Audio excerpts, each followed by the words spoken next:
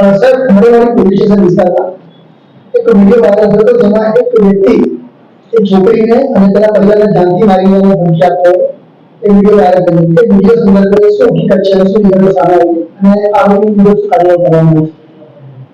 જે વિડીયો જે તે સમયે વાયરલ થયેલો એ વિડીયોમાં જે આરોપી જણાઈ આવ્યો છે, દીપક રાજપૂત નામનો આરોપી છે, એ શેર બજારની ઓફિસ ચલાવે છે અને એની સાથે આ જે બેન છે એ નોકરી કરતા હતા અને તેમની વચ્ચે જે તે સમયે પ્રેમ સંબંધ બંધાયો, પરંતુ ત્યારબાદ પ્રેમ સંબંધ આ દીકરીએ તોડી નાખ્યો.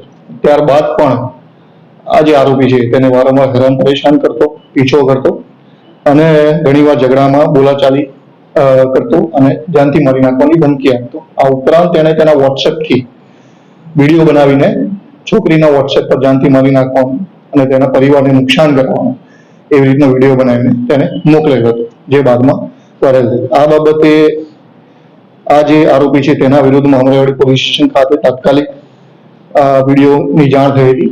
એફઆઈઆર આરોપી સામે ફરિયાદ દાખલ કરવામાં આવી છે. તાત્કાલિક આરોપીને રાઉન્ડ અપ કરી લેવામાં આવેલ છે અને આરોપીનો જે મોબાઈલ છે તેને કબજે કરી લેવામાં આવેલ છે અને આરોપી જે તે સમયે જે ફોનમાં પણ એને એક હથિયારનો ફોટો મોકલે તે પણ તેની જોડેથી રિકવર કરી લેવામાં આવેલ છે. સર આ આરોપીનો કોઈ ગુનાહિત ઇતિહાસ કે એવી સામે આવી શકે? આ જે આરોપી છે એનો હાલ કોઈ ગુનાહિત ઇતિહાસ ધ્યાને આવેલ નથી અને તે શેર બજારની ઓફિસ ચલાવતો અને આ જે બેન છે એ ત્યાંથી તેના સંપર્કમાં આવેલા એટલું હાલ જણાવવા મળે છે. Okay, thank you.